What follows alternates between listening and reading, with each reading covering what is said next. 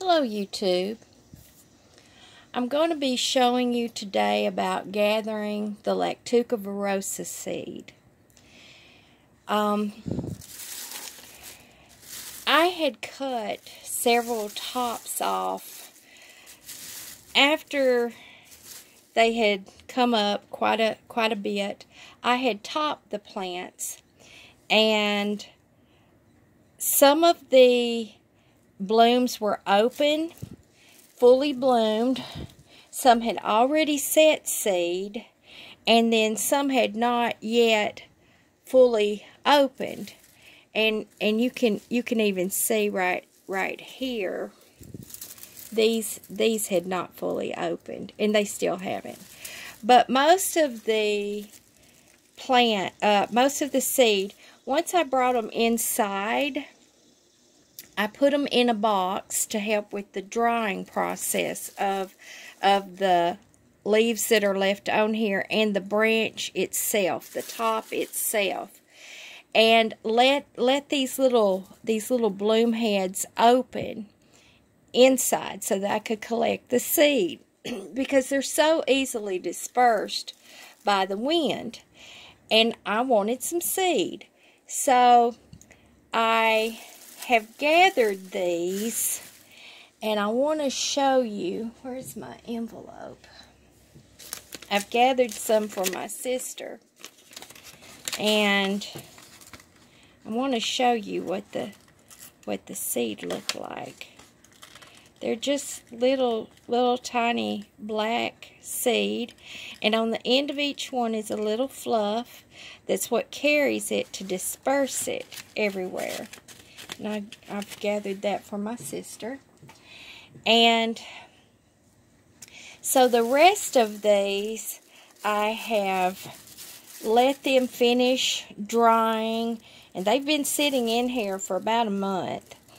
And so I had noticed that, yeah, they're finished drying. They're not going to do anything else.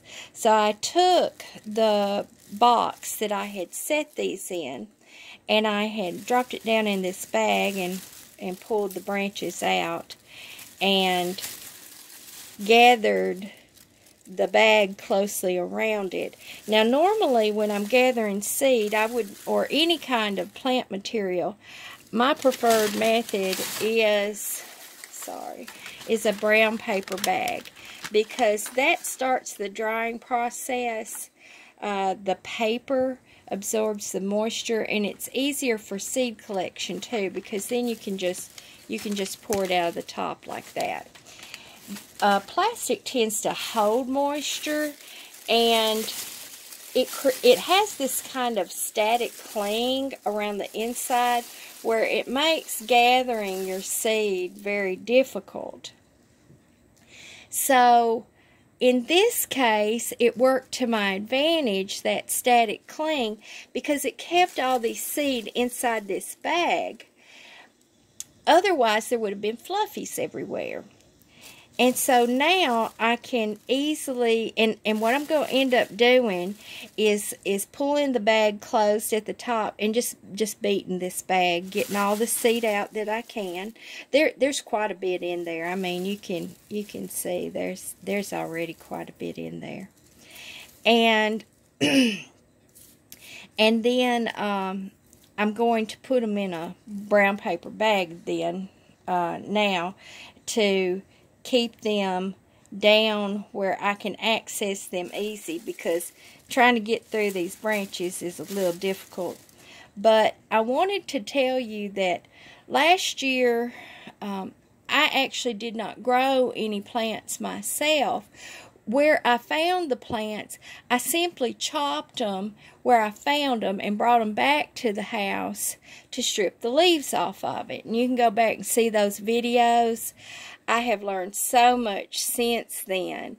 It was much better me growing them myself, because now I know about the plant. But I didn't know these things then. So now I know more about the plant. Last year I had taken some of these seed head, just a small one or two, because I didn't have the knowledge, and I put them in a box and stuck them in the freezer to see if it needed any kind of cold activation. Some seeds you do need to put them in the cold to aid with their germination once they come out in the warmth. And where I just disposed of the branches from the plants that I had stripped the leaves off of, the leftovers that did still have tops and seeds on them. I just thrown them over in the side yard. That was where the plants came up this year. But I had a lot of volunteers come up as well because the seed head had opened and they'd blown over my yard. So, did the freezer make any difference? I don't think so. I think that the best way to plant for this plant, utilize the seed, is just like how God grows the plant.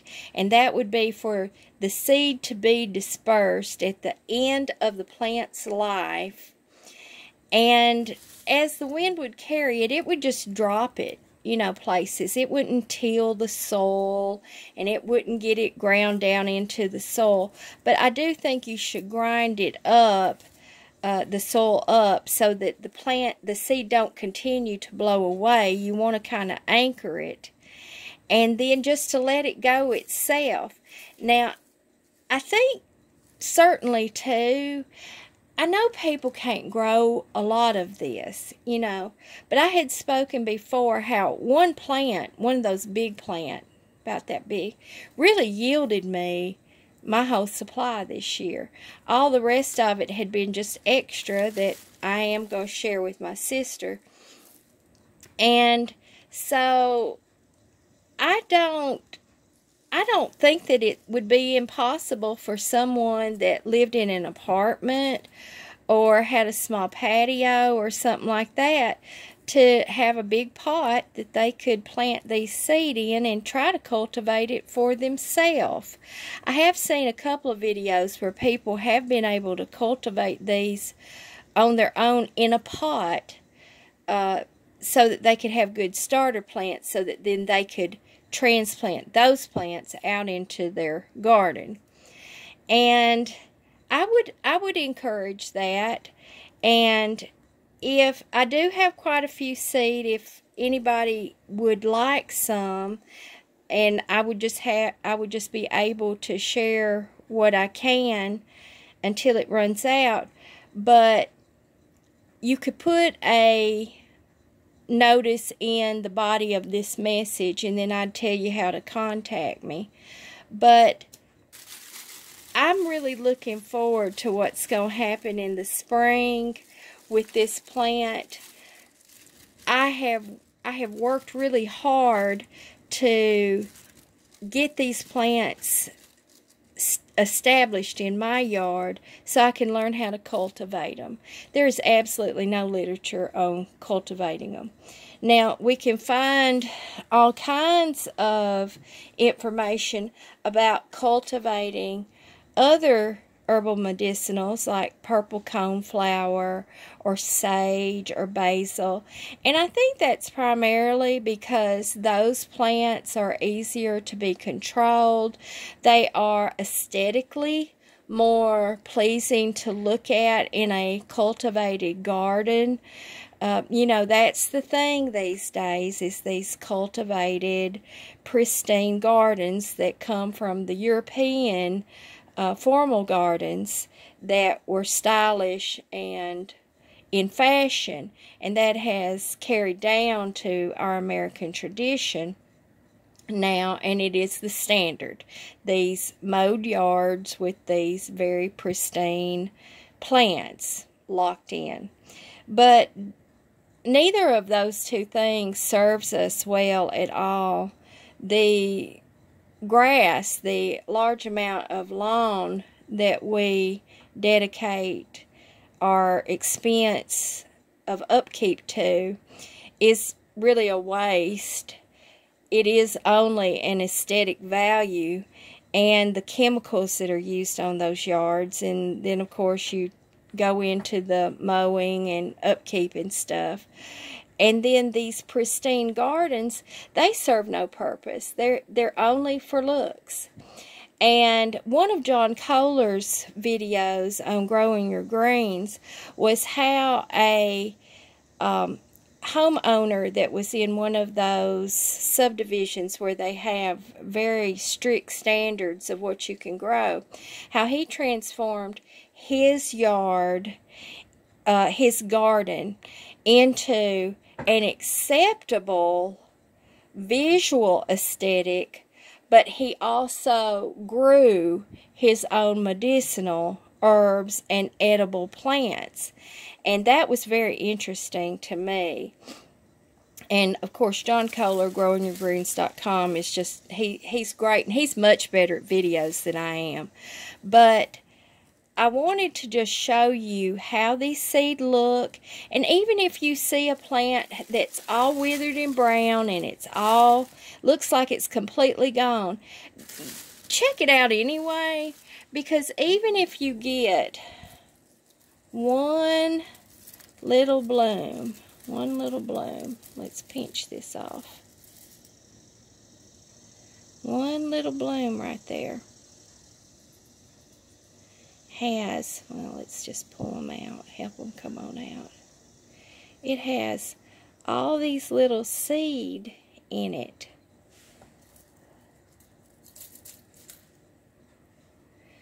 Each one has all these little seed in it. So, even if you were able to find one little tuft of a bloom, you could gather enough to plant you in your yard for you to grow your own plants. Even if you just got one to take out of that little bloom, just one plant to be able to grow, that would be a blessing. And like I said, one plant in another video, I told you that one large plant, about that big, yielded enough for me by myself, just gathering the leaves, for a whole year. Now, that was last year. This year, because I cultivated it, that same one plant produced double the amount of leaves through that sprouting characteristic that we did in that sprouting video, how those little sprouts shot off to the side. So that increased my yield. So if we can find a way to cultivate this on an individual basis, I'm not a fan of big agri, even though I'm a farmer's daughter. I appreciate the American farmer and his struggles and his strife to provide us with food, clothing, and shelter. I'm not a fan of big agri. And so if we can figure out how to cultivate this plant on a small basis so that each of us could have our own medicine to keep us free from pain, that's the key right there. Because pain in America is what's killing us. And then the opiates that the doctors want to give us are killing us. And things that are not opiates are certainly killing us. You know, Tylenol is terrible for your liver. So is the ibuprofen. You know, I've been at a point in my life where I took 2,400 milligrams of ibuprofen a day. I am lucky that my liver is as in good a health as it is. And I do have every year my blood test, my liver is fine. So I'm lucky that I'm still going. I can't imagine people that have had to stay on a regimen of 2,400 milligrams of ibuprofen a day for however many years to try to combat their pain. So if you had just the opportunity to grow you one plant, and I do want to show you this makes mention of how to make your tea stronger, as in a dosing method. I got 4 chickens on Saturday, 4 little hens. because mine had been stolen. Well, they were heavy little hens, and carrying them to my pen, I hurt my back, because I'm not a young whippersnapper anymore, and I'm not as strong as I used to be. And so I hurt my back pretty bad, so that it was, I really couldn't stand up without hurting. And so what I did was I brewed me a Virosa tea. And instead of the 1 teaspoon that I normally recommend, I used 3 teaspoons of tea in my little tea bag. I packed it full. It was 3 full teaspoons. And then I used, hang on, I used a smaller amount of water when I went to brew it. This is half the size. This is one of the jelly jar mason jars. And you can see how much I consumed. It's a little more than half. I mixed it with my raspberry tea, and within 30 minutes I was pain-free. So I would kind of think that I would have a tolerance by now, but I don't. But there is nothing on record, and you can even Google it. Look it up on pharmacopoeias and entheology.org. There's no record of people dying from an overdose from this. There's nothing. There's no harmful side effects at all. Yeah, it can make you sleepy and groggy if you overindulge, but even with that dosage right there, I didn't feel sleepy or like I was groggy. So I just want to encourage you that even if you can gather enough seed to grow your own plant, please do so. You deserve to be free from pain. You deserve to have a healthy and happy life. This even works for lung conditions. So just please, please, please give this plant a try. And you can order tinctures, resins, and the leaves for brewing tea on Etsy or Amazon. You can just type it into Google, and it does bring up various methods of how you can get this already processed if you don't have the means to grow it yourself.